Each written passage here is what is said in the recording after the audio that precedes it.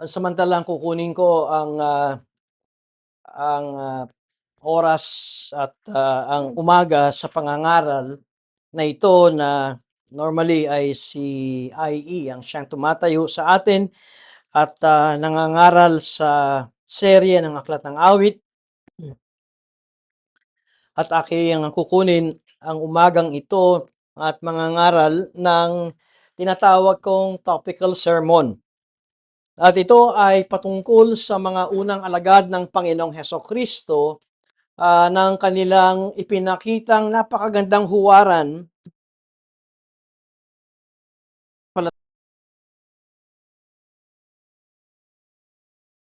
nang si Jesus ay lumuklok na sa trono ng Diyos na nakaupo sa kanang kamay ng Panginoon at naroong siya ay namamagitan sa kaniyang iglesia.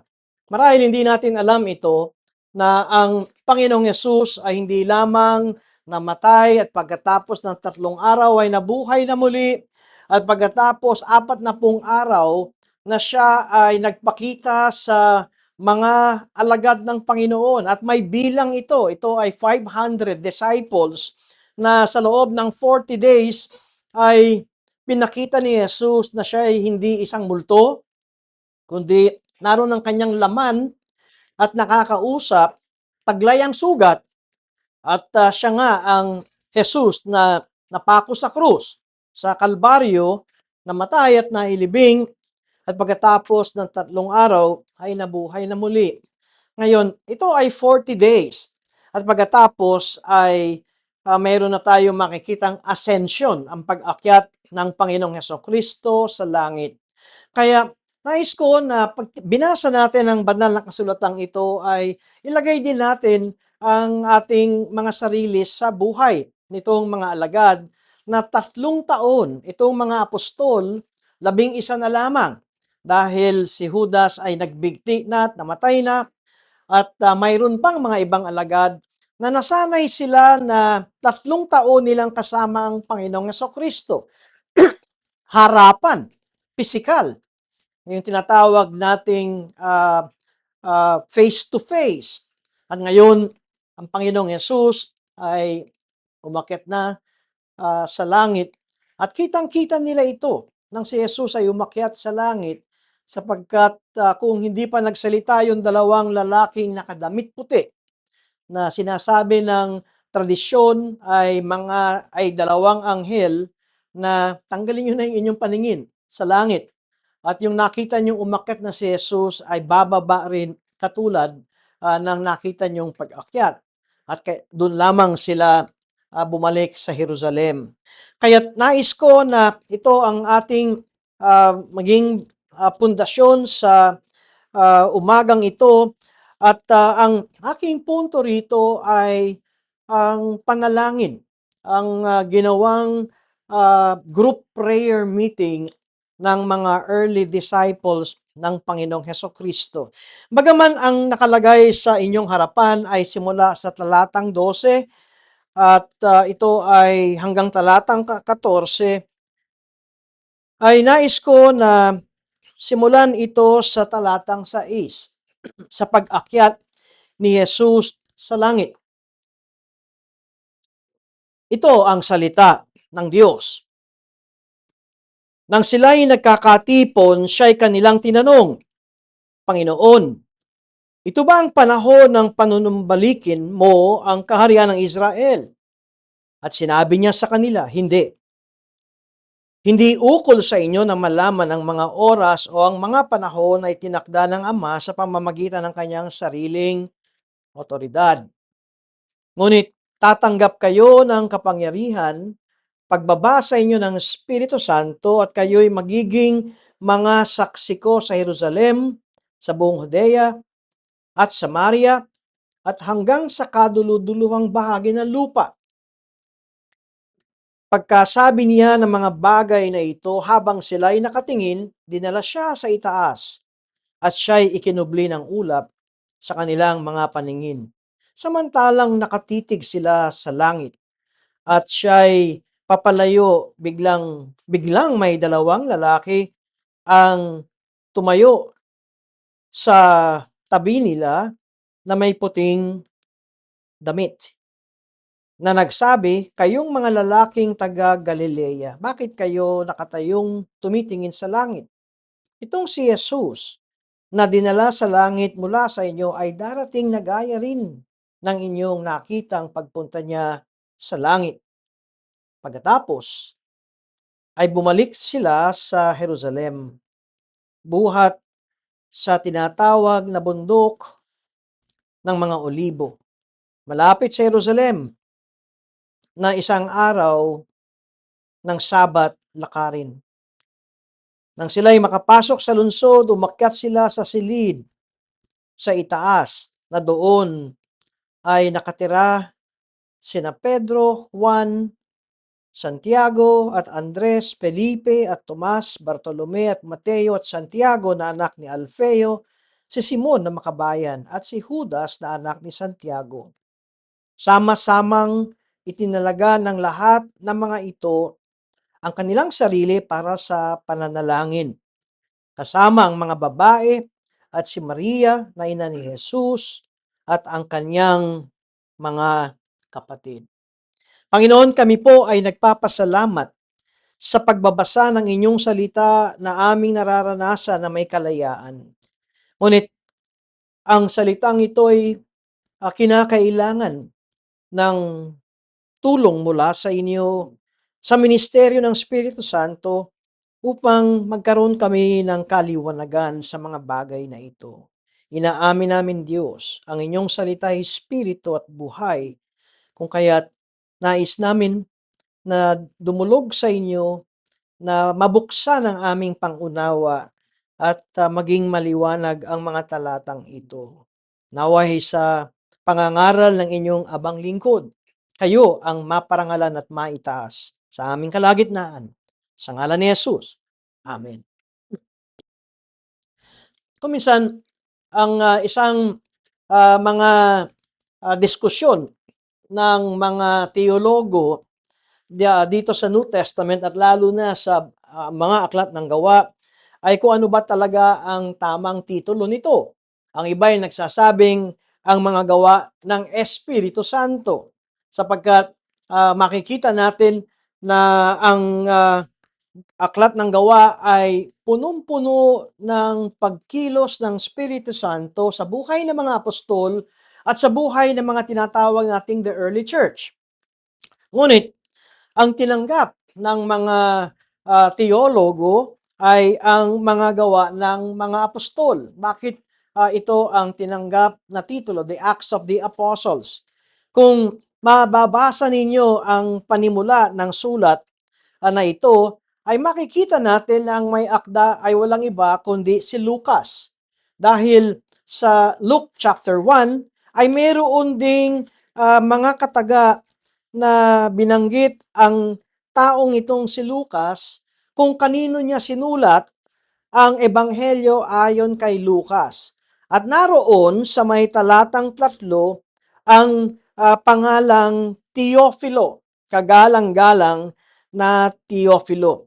Katunayan sa Lucas Kapitulo 1, ang kanyang sinabi, talatang 3 ay minabuti ko naman pagkatapos na siya sa ating mabuti ang lahat ng mga pangyayaring buhat sa pasimula na sumulat ng isang maayos na salaysay para sa iyo. Kaya dito sa Ebanghelyo ayon kay Lucas, tandaan natin si Lucas ay isang doktor. Hindi lamang siya isang doktor, ay makikita natin ang kanyang pagiging historian. No, nagsaliksik siya sa buhay ng Panginoong Kristo. At sinabi niya na ito ay kanyang sinulat na maayos na salaysay para sa iyo kagalang-galang na Teofilo. At pagdating sa Acts chapter 1, verse 1, nandun muli yung tao, o Teofilo, sa unang aklat ay isinulat ko ang tungkol sa lahat ng ginawa at itinuro ni Jesus mula sa simula hanggang sa araw na iakyat siya sa langit pagkatapos na makapagbigay ng mga tagubilin sa pamamagitan ng Espiritu sa mga apostol ng kanyang hinirang. Pagkatapos na siya'y magdusa, ay buhay siyang nagpakita sa kanila sa pamamagitan ng maraming mga maraming mga katunayan. Nagpakita siya sa kanila sa loob ng 40 araw at nagsalita ng mga bagay tungkol sa Diyos. At ngayon ay makikita natin na ito ay ang gawa ng mga apostol na masasabi natin ng talagang pagkaunawa natin dito ay ang pagpapatuloy ng misyon ng Panginoong Hesus. Bakit ba naparito ang Panginoong Yesus sa mundong ito? O ang ibig kong sabihin ay bakit ba siya nagkatawang tao at isinilang ng isang birhen? At sa pagbabasa ng Ebanghelyo ay maliwanag na sinasabing upang iligtas ang kanyang bayan. At sa pagliligtas sa kanyang bayan ay naroon ang pangangaral ng mabuting balita. Ngayon si Jesus ang ulo ng iglesia. At sino ang katawan ng iglesia? Ang mga anak ng Diyos. At dito natin makikita na sa Book of Acts ay ang pagpapatuloy ng misyon ng Panginoong Hesus at ngayon ay ang pagkilos at gawain ay sa pamamagitan ng apostol. At ngayon, habang binabasa natin ang aklat ng gawa, ay makikita natin ito ay sa pamamagitan ng iglesia ng Panginoong Hesus. Tayo ay mayroong tungkulin. Tayo ay mayroong pagpapatuloy ng misyon ng Panginoon. Tayo ay hindi lamang nagtitipon tuwing linggo at umawit ng himno, manalangin at pagkatapos ay salamat at ako'y naka-observe ng Lord's Day. Tayo ay mayroong tungkulin. At ito ang sinabi ng Panginoong Hesus nang bago siya umakyat sa langit sa Mateo na kanyang huling kabanata at mga huling talata. Ito'y sinabi niya sa kanyang mga apostol, humayo kayo, ipangaral niyo ang aking salita, ang aking mabuting balita sa buong mundo. Lahat ng aking itinuro sa inyo ay inyong ituro. At pagkatapos ay kanyang sinabing, at ako ay palagian and I will be with you. Ako ay kasama niyong palagi hanggang sa katapusan ng panahon. Alam natin na hindi naman nabuhay ang mga apostol ng panghabang buhay. Lahat sila ay nangamatay. Ngunit ang dito'y ang pangako na habang ipinangangaral ang ebanghelyo, kasama natin ang Panginoong Hesus sa pamamagitan ng Espiritu Santo. Kaya sa aklat ng mga gawa ay masabi natin na naroong sinasabi ni Teofilo na matapos na, o sinasabi ni Lucas kay Teofilo na matapos na si Jesus ay magbigay ng tagubilin at umakyat sa langit, ito ngayon ay ang pagkilos sa pamamagitan ng Espiritu Santo sa mga apostol na kanyang hinirang. Ngayon, babalikan ko ang simula nito na ang Panginoong Yesus ay nangako, matatandaan ninyo, si Jesus ay nagsabi sa John chapter 14 na lilisanin niya ang kanyang mga alagad. At dito nabagabag ang mga alagad at nais naming sumama sa inyo. At ang sabi ni Jesus, hindi kayo makapupunta, ngunit ang gagawin ko ay ipaghahanda ko kayo ng inyong lugar. At doon nga napasok yung mga salitang mansion at kwento na gaano kalaki ang iyong mansyon. Hindi ko malaman kung paano nagsimula ang palakihan ng mansyon sa mga narinig kong pangangaral. Pero ganun pa man, ang ipinakikita ng Panginoong Yesus ay mayroong panahon na si Jesus ay mawawalay sa kanila. Ngunit ang sinabi ni Jesus sa John chapter 16, dito'y makikita natin na sinabi niya, and I will send another helper. Meron akong ipadadala sa inyo na ibang mga aliw, ibang makakatulong ninyo sa inyong ministeryo. At itong another helper, pag tinignan natin sa salin ay ito ay katulad ko. Ngunit ang pagkakaiba lamang, ako ay nakikita nyo, ako ay nahahawakan ninyo, maaari kayong magtanong sa akin at ako'y sasagot. Ngunit itong another helper ay ang Espiritu Santo na hindi nyo nakikita. Ngunit siya'y magbibigay ng gabay sa inyo. At dito'y masasabi natin na ang aklat ng gawa ay naroon ang pagkilos ng Espiritu Santo sa buhay ng mga early church sa pamumuno ng mga apostol. At papaano kumilos ang Espiritu Santo, walang sino man ang makapagsasabing step 1, step 2, step 3, tiyak nakikilos ang Espiritu Santo. Hindi ko alam kung narinig nyo na ang kwento ng maglolo, lolo at ang apo na sila ay lalayag, mangingisda at tumitingin si lolo doon sa mast na tinatawag at mayroong maliit na bandera sa dulo at ang sabi ng apo, "Lolo, ano yung inyong tinitignan?" Tinitignan ko kung may hangin." At ang sabi ng apo ay, "Ano yung hangin?" Siya'y batang musmos, "Ano ba yung hangin?" At hindi maipaliwanag ni lolo dahil hindi naman siya nakapag-aral at mayroong kaalaman sa siyensya. Ngunit ang sabi niya ay nararamdaman natin ito, nakita natin ang direksyon, pero hindi ko maipaliwanag sa iyo kung ano ang kahulugan ng hangin. Pero itong matuturo ko sa iyo. Tulungan mo akong itaas natin ang layag, yung sail. Tulungan mo akong itaas natin ang layag at ipakikita ko sa iyo ang gawa ng Espiritu Santo. At tayo ay uusad at makapupunta sa lugar na kung saan maari tayong mangisda. Kaya ito ang ibig kong sabihin na hindi natin ipaliwanag kung paano kumilos ang Espiritu Santo, ngunit nakikita natin kung saan tayo dinadala ng hangin at ang aking ilustrasyon na tinutukoy dito ay walang iba kundi ang gabay ng Espiritu Santo. Ngayon, balik tayo sa teksto ko na tinignan natin. At dito sa may talatang 12, pagkatapos ay bumalik sila sa Jerusalem, buot sa tinatawag na bundok ng mga olibo mula sa Jerusalem ay isang araw ng Sabat lakarin. Ngayon, ito ay makikita natin gaano ba kahaba yung a day's walk, a day's Sabbath walk. Sa mga Hudyo, sa kanilang Mishnah, ay mayroong sukat.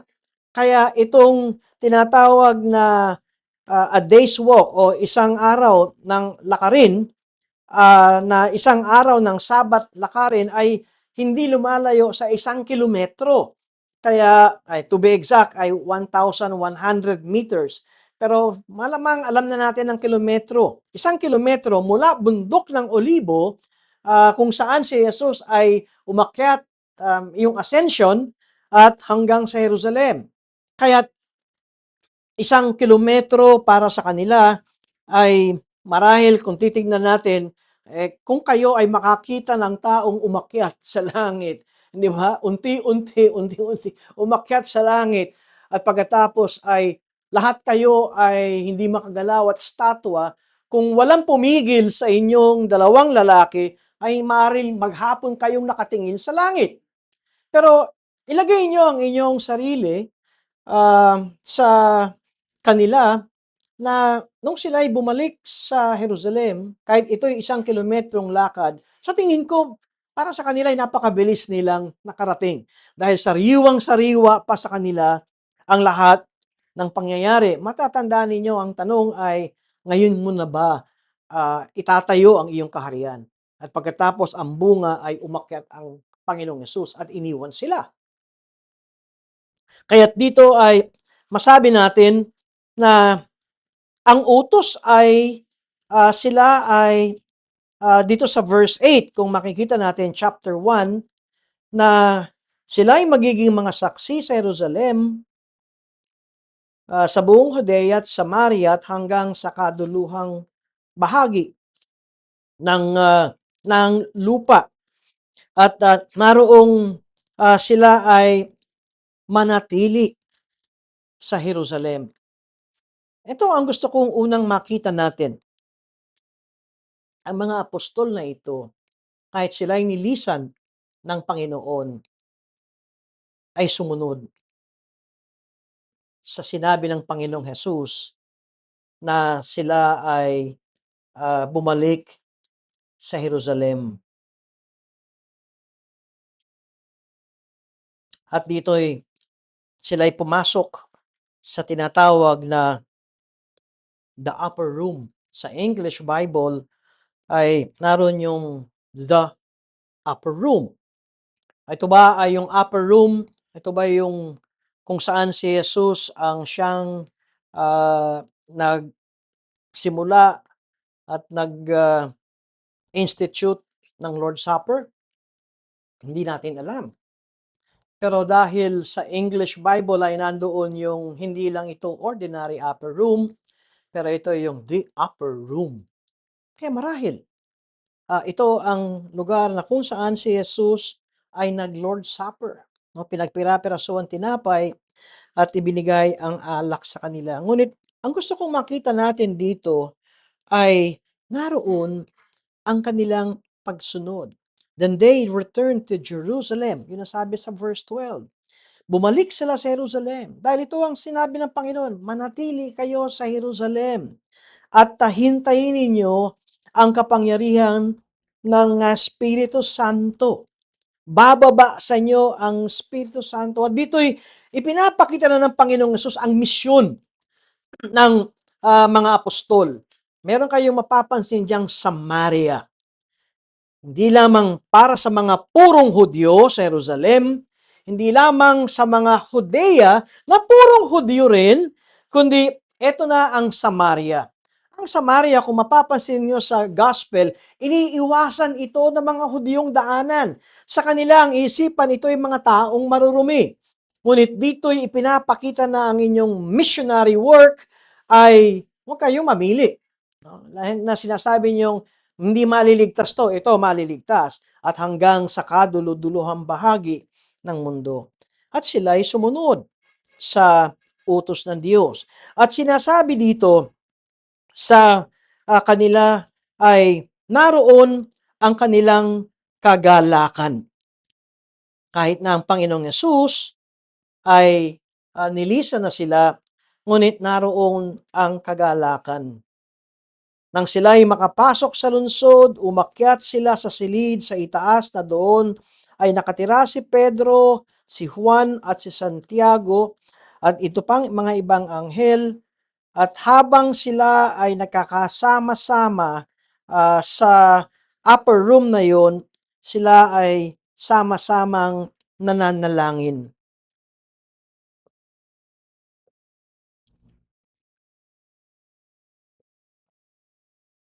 At ito ang gusto kong makita natin sa unang ginawa ng tinatawag kong early disciples. Ilan ang bilang nila? Pag binasa natin ang tuloy-tuloy na ito, sila ay 120. Kaya malaki itong upper room na ito. Para kumasya ang 120, ilang tayong narito? Mga kalahati, wala pang kalahati sa 120. Kaya you could just imagine na ito ay hindi isang maliit na kwarto, kundi ito ay malaking kwarto. At ito ay upper room at kung makikita natin ang architectural design ng mga bahay ay kung bakit doon sila nagkakatipon-tipon ay parang di sila maistorbo. Nasa taas para hindi rin sila makita ng mga taong naglalakad, kaya para sila ay makapag-concentrate sa panalangin. At masasabi natin na ito ay binubuo ng bilang na 120 at kasama nila dito ang mga babae. Nabanggit dito ang babaeng si Maria na ina ni Jesus. Dito na natin huling mababasa si Mary, the mother of Jesus, sa aklat na ito. Pagkatapos ay hindi na natin mababasa ito sa New Testament. At makikita rin natin si Mary Magdalene. Alam din natin ang babaeng ito ay babaeng prostitute.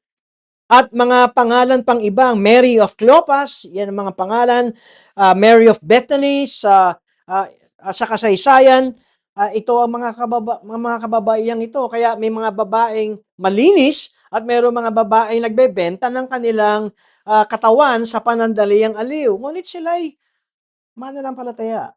Sila'y tinanggap ng Panginoon. At ang isang mapapansin natin dito ay ang mga kapatid ng Panginoong Jesus. Na dati-dati, ang tawag ng mga kapatid ni Jesus kay Jesus ay nababaliw, mga unbelievers. At ngayon ay naging mga mananampalataya na. And so, ang makikita natin sa unang pangyayaring ito ay sila'y nagkakasama-sama sa isang kadahilanan. Sila'y sumasampalataya na tatanggapin nila ang kaloob ng Espiritu Santo at sila'y tatanggap ng kapangyarihan mula sa itaas. And so, ang unang-unang makikita natin na katangian ng mga early disciples na ito ay ang kanilang pananampalataya.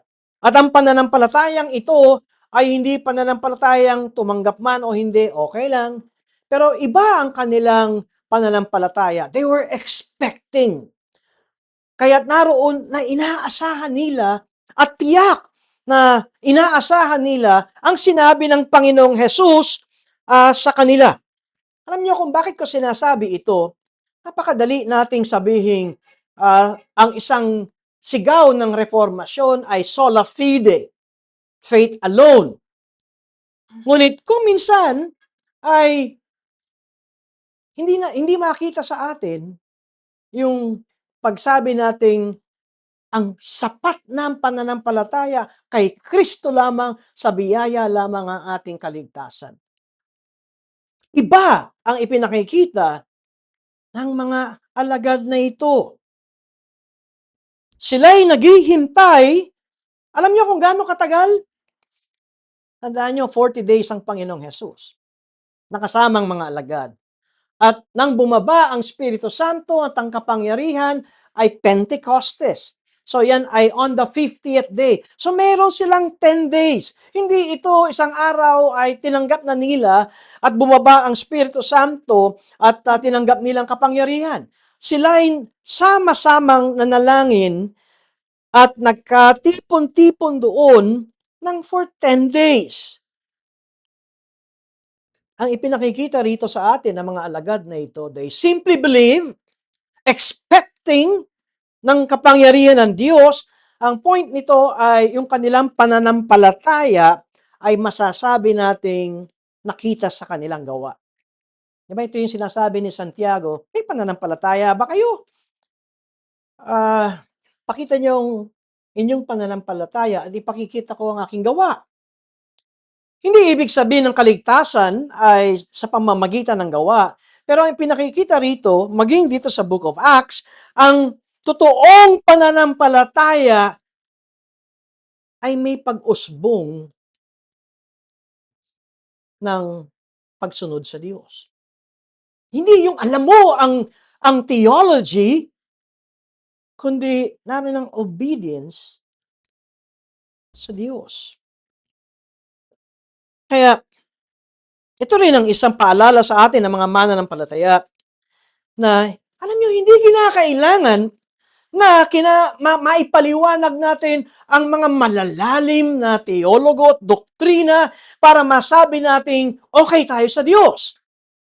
Ang ipinapakita rito ay naliwanagan tayo sa turo at salita ng Diyos, sumunod tayo. At nakakalungkot sa panahon natin ngayon, marami ang nahuhumaling sa deep theology, pero sa ethics, ang buhay ay iba. And so we really need to believe and so act also upon what we believe. Kaya, kailangan natin ang tulong at gabay pa rin ng Espiritu Santo sa ating panahon ngayon. Alam niyo, pag sinabi natin, i-connect ko ito, kuminsan ang akala natin, pag binabasa natin ang Book of Acts, ay yan ay buhay lamang ng mga apostol, buhay lamang ng mga early Christians, at buhay lamang ng mga taong panahon. Totoo, yun ang unang-una. Pero hindi yun ang tinuturo ng Biblia. Di ba sinabi ni Pablo, nang ito'y sinulat niya kay Timoteo, ang lahat ng kasulatan ay galing sa Diyos, hininga ng Diyos, at ito'y magagamit saan? Sa pagtuturo, pagtutuwid, pagpapabulaan ng maling aral, at sa pag-akay sa atin. And so, itong Book of Acts, tayo rin ay inaakay sa ating panahon ngayon. At ang tinuturo sa atin sa pangangaral ko rito ay ang panalangin.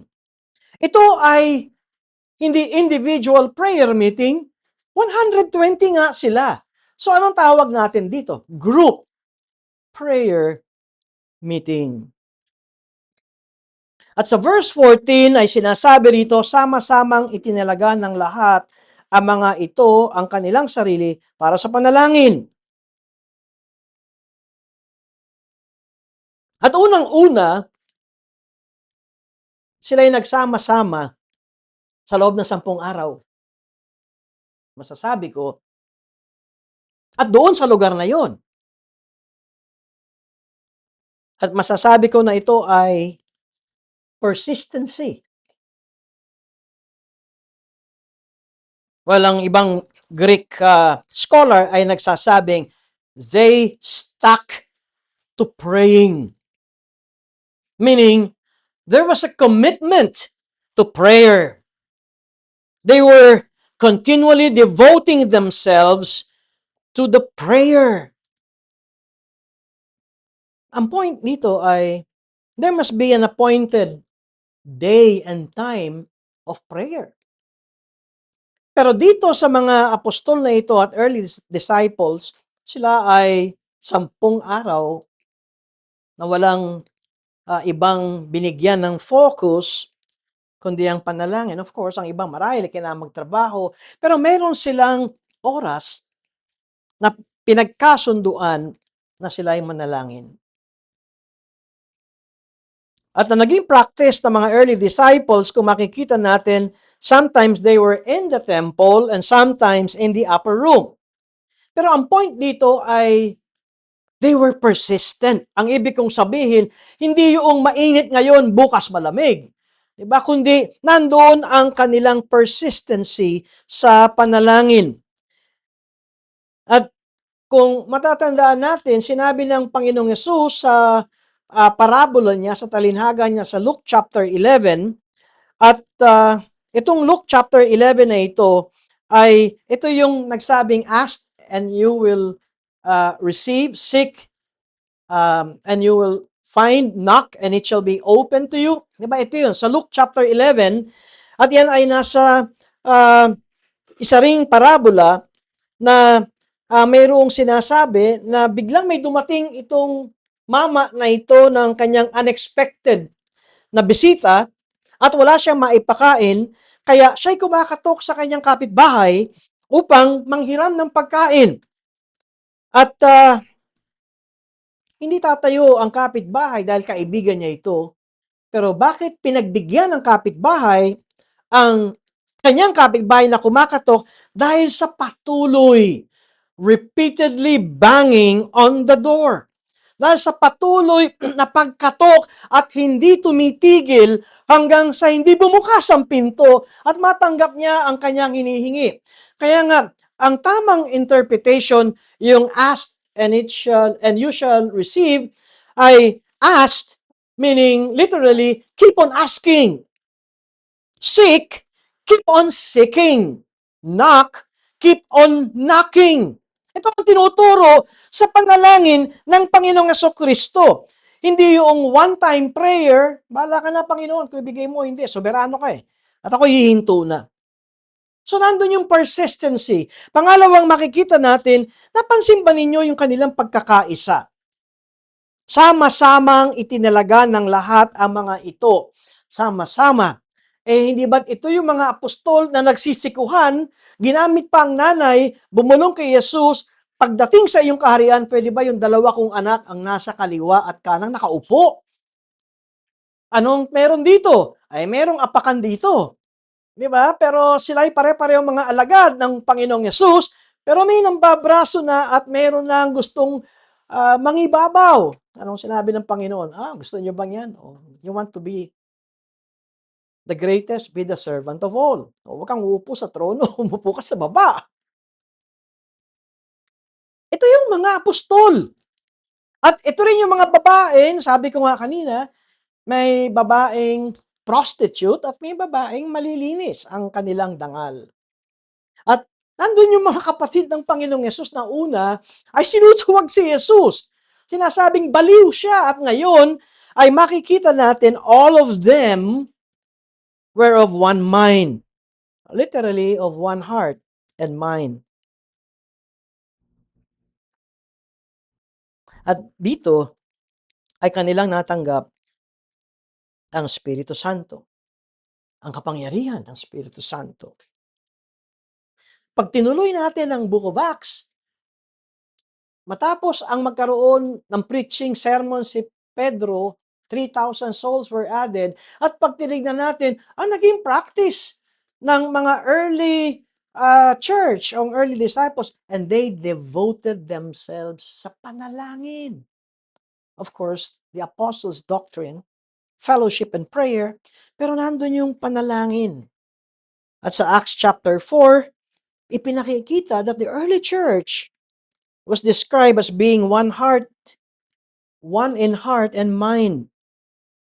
At pag tinignan nyo yung Acts chapter 4 verses 32 and 33, ay nandoong at lalong bumuhos ang kapangyarihan ng Diyos.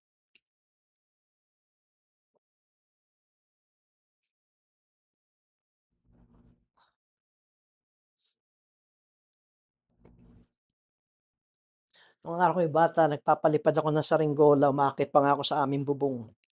At turo ng mga matatanda, sumipol ka lang. Di ba? Para para lumabas yung may mga pagkakataong konting sipol, may hangin. Uy, totoo nga. Pero may mga pagkakataong sakit na ng panga ko, wala pa rin, hindi pa rin lumilipad yung saranggola ko. Ang point nito ay talagang hindi susunod ang Espiritu Santo sa sipol natin. I mean, sumipol ka, may hangin. Maliwanag ang sinabi ni Jesus. Kung anong gusto ng hangin, tulad ng hangin, yan ang Espiritu Santo, yun ang masusunod. Ang point na makikita natin, nandun yung persistency, nandun yung unity, at ikatlo, nandun yung dependence nila. They waited for 10 days. Wala silang ginagawa, hindi sila maalis, marahil.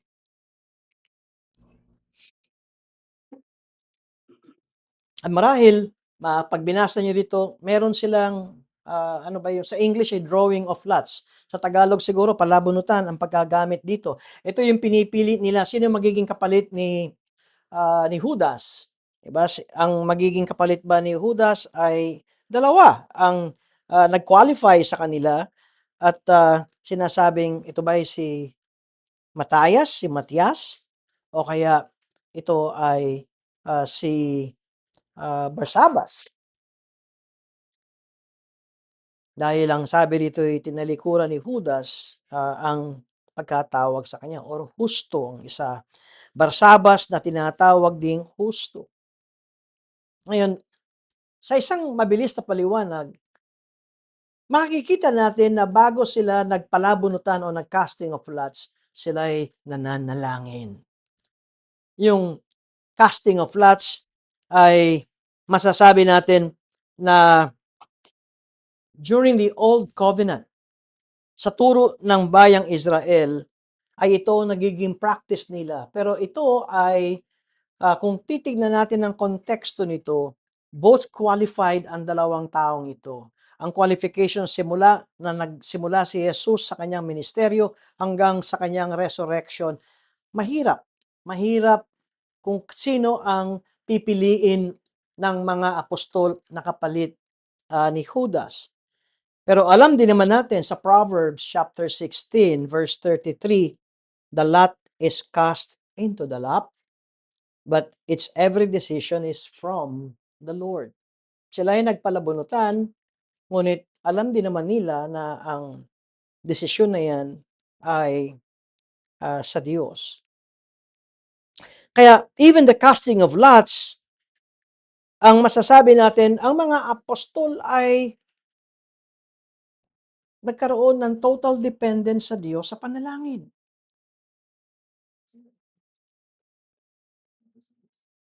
Bakit ko sinasabi ang mga bagay na ito? Ang manunulat na si Lucas ay kanyang ipinakikita kung paano ihanda ng Diyos ang apostles and the 120 disciples for the coming of the Spirit. Ito'y paghahanda. Napakalawak ng kanilang ministeryo. At dito'y ipinakikita ang history, the spiritual history of a church.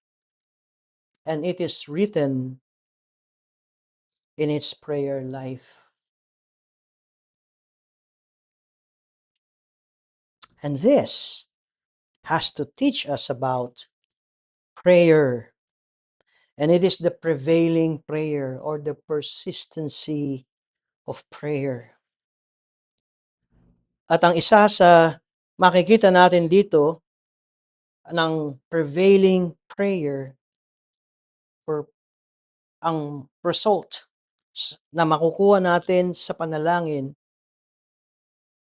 is when we pray without giving up until the answer comes. Panalangin hindi bibitaw hanggang sa hindi natin natatanggap ang kasagutan ng Diyos. Ang isa pang makikita natin na talinhaga sa persistency ng prayer, hindi lamang sa Luke 11, kundi sa Luke 18, ito naman yung tinatawag natin na persistent widow na humihingi ng hustisya sa isang hukom. At dito ipinakikita ang persistency pagdating sa panalangin. At ang tanong dito ay, why do we need to keep on praying? Bakit ba kinakailangan tayong magpatuloy at manatili at walang patid na pananalangin? Ang ibig bang sabihin ay minsan ang Diyos ay walang pakialam sa atin? Ang ibig bang sabihin ay kung minsan ay ibang atensyon ng Diyos at hindi nababaling sa atin, kaya kinakailangan kumatok tayo para matawag natin ang atensyon ng Diyos? Hindi! Nalalaman ng Diyos ang lahat. God is not reluctant to give, pero minsan, kung bakit hindi binibigay ng Diyos, sabi ko nga, meron siyang timing, right? Pero, kung minsan, we are not ready to receive His gift. We are not ready to receive His gift. And prayer, ang panalangin, makes us ready. For in communion with God, our hearts are attuned to His will. Napansin ba ninyo, ang totoong panalangin ay sa katagalan nating nananalangin ay nagkakaroon tayo ng kumbaga sa tono ay nagiging isang tono tayo sa kalooban ng Diyos at sa ating pamumuhay. Dahil lumalago tayo sa Kanyang salita at kung minsan ang kinakailangan ay lumago rin tayo sa ating pag-uugali.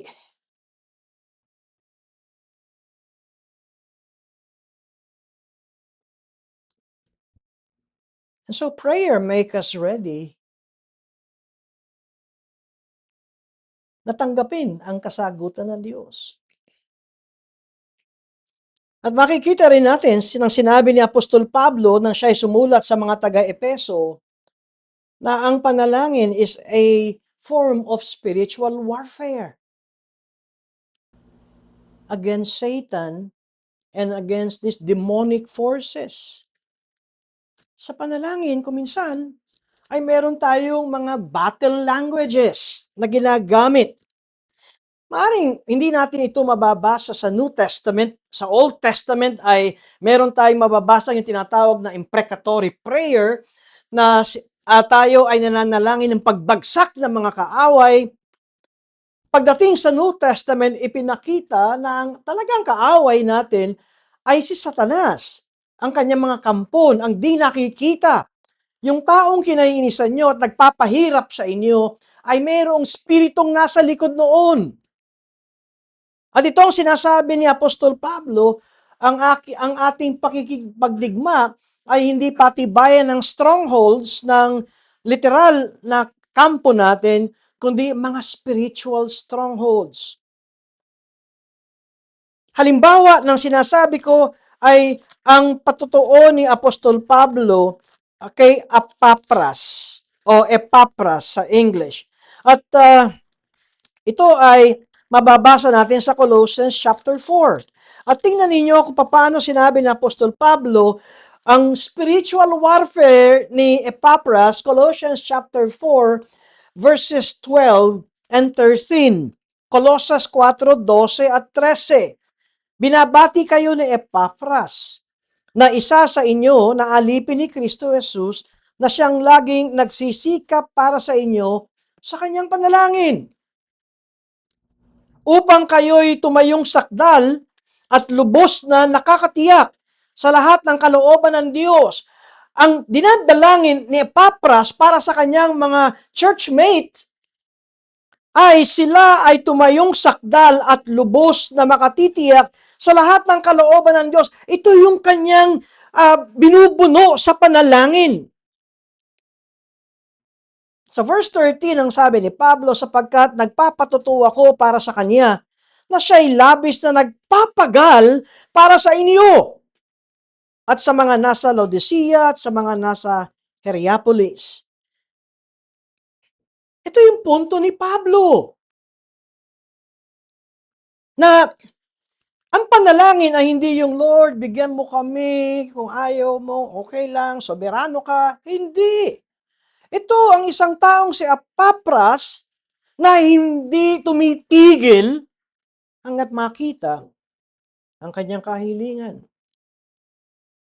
Ginamit doon ang pakikipagbuno. Nagsisikap para sa inyo.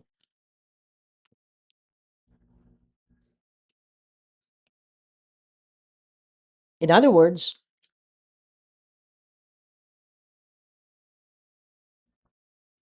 prayer is a form of spiritual warfare.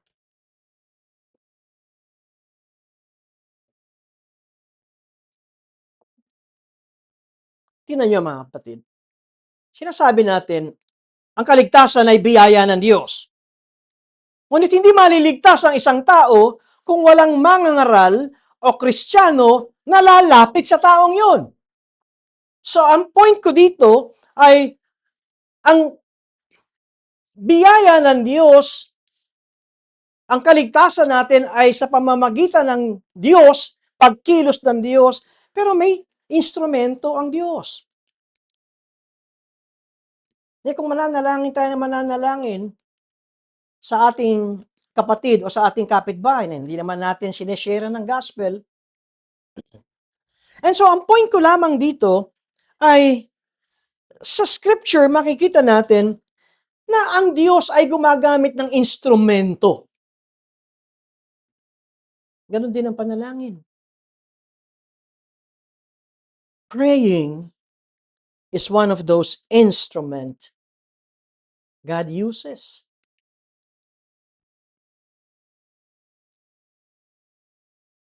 At sinasabi natin, ang Diyos ay soberano. At meron siyang perfect time. Meron siyang best time to answer our prayers. But in the meantime, keep on praying. Hanggang sa makita natin ang kanyang kasagutan. Do not give up. Ngayon, bigyan ko kayo ng historical lesson about prayer and revival. Dahil pag binabasa natin itong sa Acts, ang iniisip lamang natin pagdating sa paksa ng prayer, ay yan ay pang-Pentecostes. Yan ay ang constant prayer ng mga disipulo. Pero tignan natin ang kasaysayan ng iglesia at ipakita kung papaano nagkaroon ng revival. sa pamamagitan ng persistent prayer. Kasi pag pinag-usapan natin ang totoong revival is that God sends sovereignly and therefore we cannot predict when it will come. Tulad na sinabi ko, hindi natin malalaman ang pagkilos ng Espiritu Santo, pero pag tinignan natin ang turo sa Book of Acts at tumingin din tayo sa kasaysayan ng iglesia, ay meron tayong makikitang katuruan kung papaano nagkakaroon ng revival sa isang lugar. At itong isang historian ni Edwin Orr, ito ang kanyang Edwin Orr, O-R-R, ito ang kanyang observation. And I'll quote, ang sabi niya, "No spiritual awakening has begun anywhere in the world apart from united prayer. Christians persistently praying for revival." Natandaan ko na meron tayong guest preacher dito at si Matthew Henry, ang kanyang ginamit na pagtuturo sa atin sa kanyang Sunday School. At ang isang nakita ko dito sa natatandaan ko sa kanyang sinabi patungkol kay Matthew Henry. At ito ang sinabi ni Matthew Henry, that when God wants to do something special in the world, He first gets His people to start praying. Alam niyo ang problema kapag masyado tayong soberano ang Diyos, wala tayo nito, tatama rin tayong manalangin. Kaya konti ang ating prayer meeting, gathering. Baka kasi ganito, soberano ang Diyos.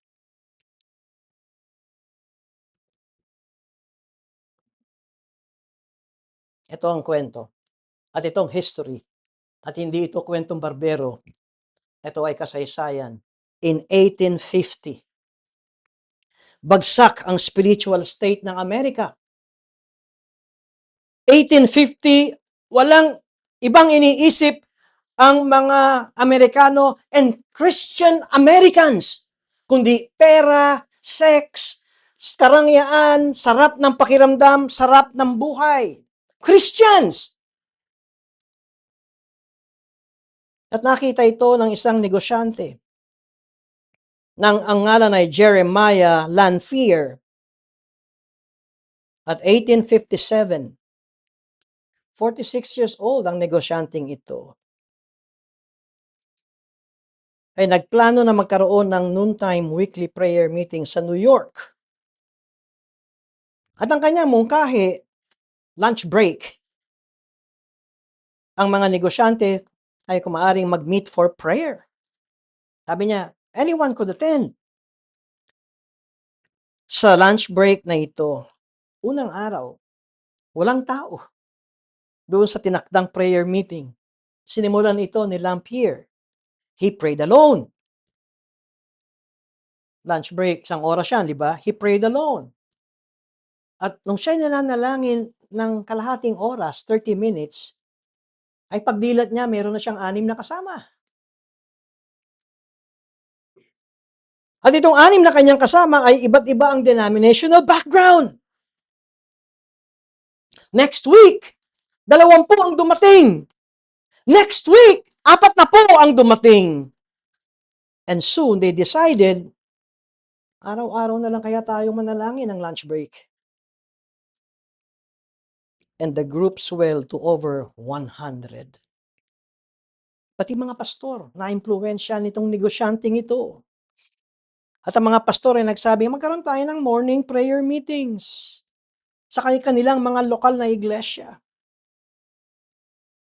Within 6 months, there were more than 10,000 meeting daily in New York City alone. Alam niyo naging bunga? The Great Awakening in North America. Huwag nating laitin at katamaran ang panalangin, mga kapatid. At dito sa kasaysayang ito, it was estimated Sa loob ng 2 taon, 1857 to 1859, 2 million were led to Christ. Na ang population ng Amerika noon ay nasa 30 million, 40 or 30 million. At kuminsan hindi natin nakikita ang kasaysayan. Maaaring magsimula ito na magsimula sa isang tao at magko-commit na siya ay mananalangin, magtatawag ng mga iba. Parang simple lang, di ba? Ang prayer meeting.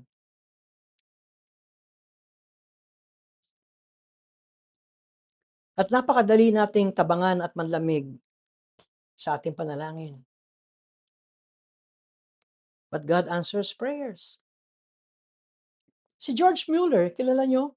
Kung hindi, ito yung taong laki sakaling nagnanakaw, bad boy ito.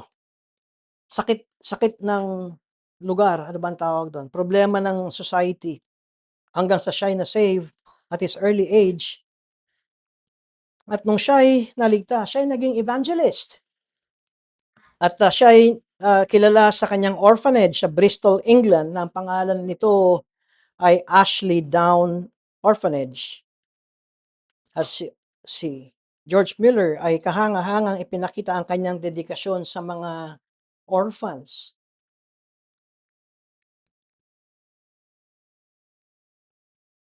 At itong kanyang buhay. 1844, George Mueller began to pray for the conversion of 5 individuals. Sabi niya, ipapanalangin ko ang 5 kaluluwang ito. Kahit ano mangyari, malusog man ako, may sakit man ako, nasan man ako, nasa abroad man ako, ipapanalangin ko ito, itong 5 ito. After 18 months of such praying, doon sa 5, may isang naligtas. 18 months. 4 pa ang kanyang ipapanalangin. Walang patid. Nasaan man siya. Pagtapos ng 5 taon, ang pangalawa ay naligtas. Pagtapos ng 6 na taon, ang pangatlo ay naligtas. Bilangin niyo kung ilang taon yun, mga kapatid. At nang minsan sa sermon ni George Mueller, sinabi niya that he had been praying for 36 years for the other 2. Pero hindi pa rin sila naliligtas. Yung biographer ni George Mueller, yung sumulat ng kanyang buhay, ay nagsabi, bago mamatay si George Mueller, naligtas yung 2.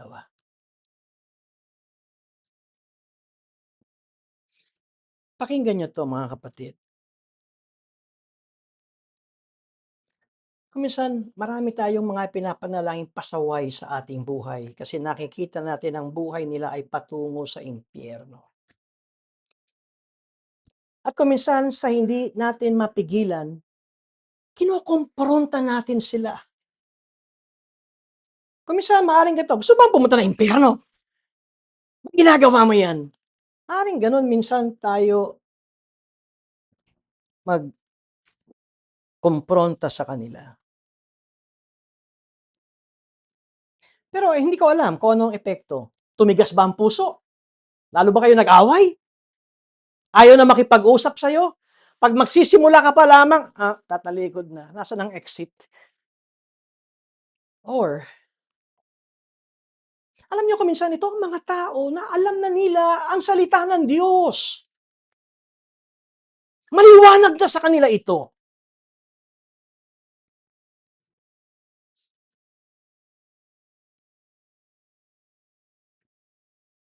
Kung minsan, confrontation and rebuke may only worsen the situation.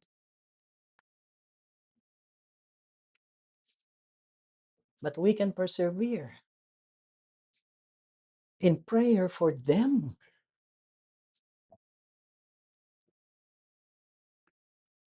And history is replete with examples of answers to such prayers. I hope that this would ignite each one of us sa kahalagahan ng prayer meeting sa lokal na iglesia. And ma-excite din tayo kapag tayo'y nasa prayer meeting. Hindi yung pantingin ka ng tingin sa oras, ang haba namang manalangin ni pastor.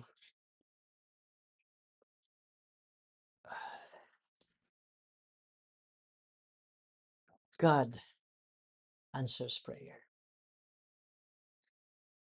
Marami pong salamat, Panginoon. Sa huwaran ay pinakita ng mga unang alagad po ninyo bago nila natanggap ang kapangyarihan ng Espiritu Santo sa kanilang mga buhay.